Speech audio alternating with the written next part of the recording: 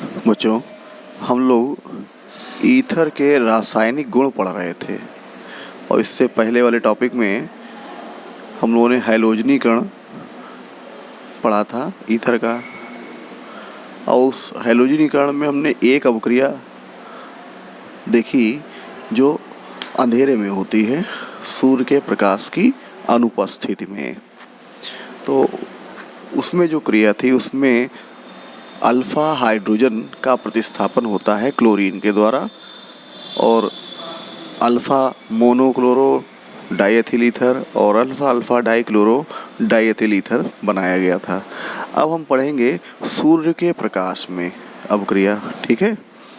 और हम यहाँ पर डाइएथिल ईथर लेते हैं CH3 CH2O CH2 CH3, ठीक है।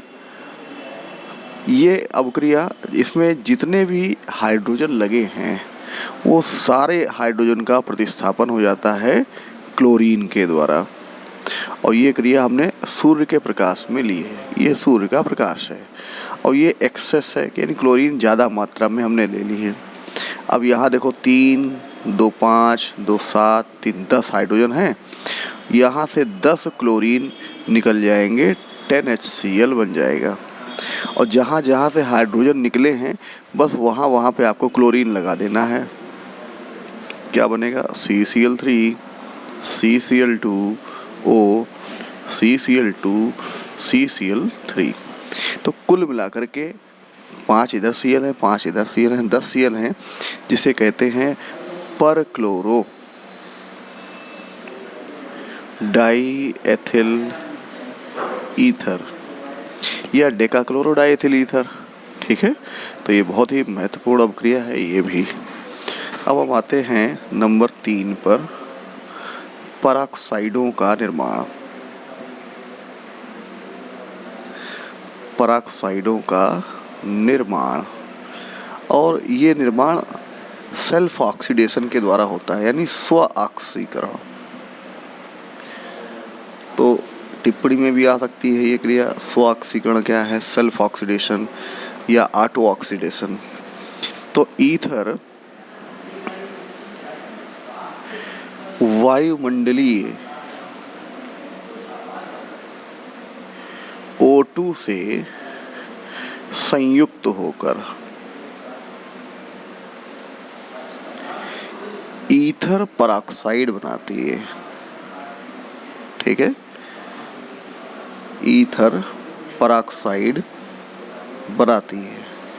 अब ये अवक्रिया पहले देख लेते हैं हम लोग कि CH3 सिंगल बॉन्ड CH2, यहाँ पर H लगा देते हैं। CH2 को ऐसे लिखा O CH2 CH3 plus O2। ये क्रिया भी सूर्य के प्रकाश में होती है। इस O2 को उठा करके बस इनके बीच में यहाँ पर लगाना है। देखें, CH3 C O O H CH O CH2 CH3, ये हो गया। जहाँ पर ई ओ बॉन्ड O बंद होता है उसे पराक्साइड बॉन्ड कहते हैं। तो डाइएथिल ईथर का पराक्साइड या 1 एथॉक्सी एथिल हाइड्रो पराक्साइड, ये हो गया 1 नंबर 1। तो 1 एथॉक्सी, फिर ये है एथिल हाइड्रो पराक्साइड, ठीक है, या डाइएथिल ईथर का पराक्साइड। सामान्य रूप से ईथर पराक्साइड भी कह सकते हैं। ये बिल्कुल भी अवक्रिया होनी नहीं चाहिए। हम इसे कहते हैं अवांछनीय अवक्रिया। वायु में जितने भी ईथर खुले रखे होंगे उनमें ये पराक्साइड उपस्थित होगा और पराक्साइड गर्म करने पर अपघटित हो जाते हैं। और जब हम पराक्साइड वाले ईथर को आस्वादित करते हैं तब पराक्साइड बढ़ जाते हैं, सांद्रित हो जाते हैं। आसवन के अंत में जैसे ही ताप बढ़ता है पराक्साइड विस्फोट कर देते हैं। इसलिए जब भी ईथर का शुष्कन किया जाता है तो हमेशा ध्यान रखा जाता है कि ईथर का वाष्पन न किया जाए। अगर हम वाष्पन करेंगे तो गर्म करेंगे, और गर्म करने पर पराऑक्साइड अपघटित हो जाते हैं, विस्फोट करते हैं। क्लियर हो गया?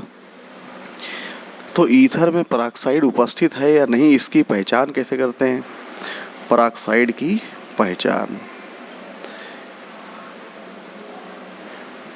ये पहचान करने का एक तरीका है कि ताज़ा बना फेरस सल्फेट तथा पोटेशियम थायोसाइनाइड KCNS विलयन डालेंगे और हिलाएंगे। यदि पराऑक्साइड उपस्थित है तो लाल रंग आता है। ठीक है, समझ में आ गया? अगर पराऑक्साइड उपस्थित है तो कैसा रंग आएगा? लाल रंग आएगा। तो ये क्रिया हो गई, सबको समझ में आ गया?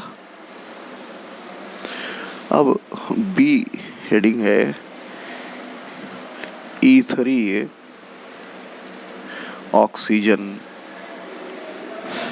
की क्रियाएं।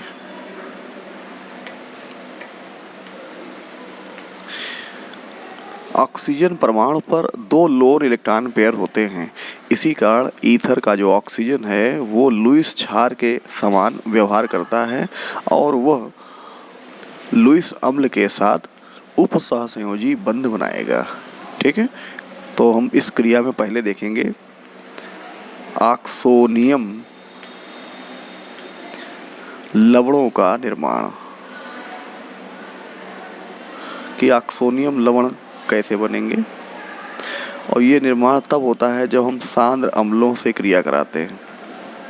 तो इसमें सीधा सीधा मतलब हुआ कि ईथर की हम सांद्र अम्लों से क्रिया कराएंगे।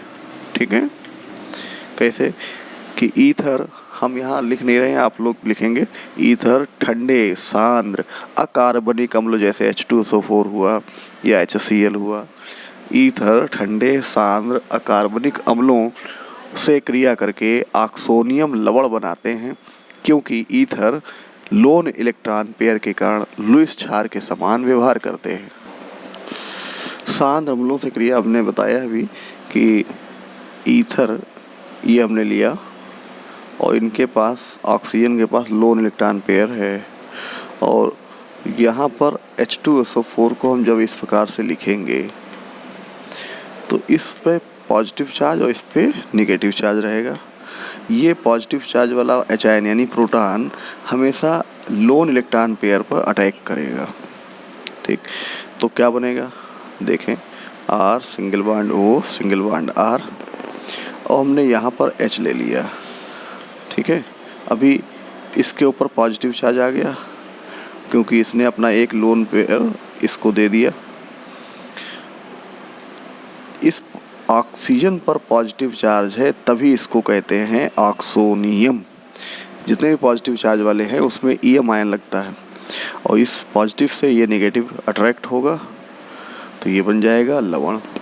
तो di alkyl oxonium hydrogen sulphate, ये इसका नाम है, di alkyl oxonium hydrogen sulphate. Clear? हम R की जगह पर C2H5 ले सकते हैं, डाई एथिल ईथर है ये, और यही सेम रिएक्शन आपको करानी है। ठीक, ये कराएंगे और फिर बताएंगे क्या बनेगा। बिल्कुल यही बनेगा, तब नाम हो जाएगा die ethyl oxonium hydrogen sulphate हो जाएगा। ये आपको कराना है। अभी हम दूसरी अपक्रिया दे रहे हैं, C2H5O C2H5 प्लस HCl ले लेते हैं, और ये सब ठंडे हैं, ध्यान रखना है आपको है। कैसे हैं? अम्ल ठंडे हैं। अब यहाँ पर ये प्रोटॉन है, ये नेगेटिव आयन, बिल्कुल उसी प्रकार से रिएक्शन होगी कि H आयन इस लोन पेयर पर अटैक करेगा और इस पूरे कंपाउंड से ये Cl आयन अट्रैक्ट होके साल्ट बना लेगा। तब इसे कहेंगे die ethyl oxonium chloride, die ethyl oxonium chloride. Clear हुआ? अब दूसरा है कि उप सहसंयोजन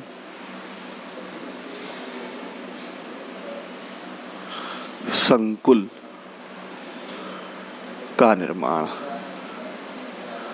तो उपसहसंयोजन संकुल कैसे बनेंगे कि लुईस क्षार होने के कारण ये लुईस अम्लों जैसे BF3 AlCl3 RMgX ग्रिग्नार्ड अभिक्रमक है से क्रिया कर उपसहसंयोजन संकुल बनाता है। ठीक, संकुल बनाता है।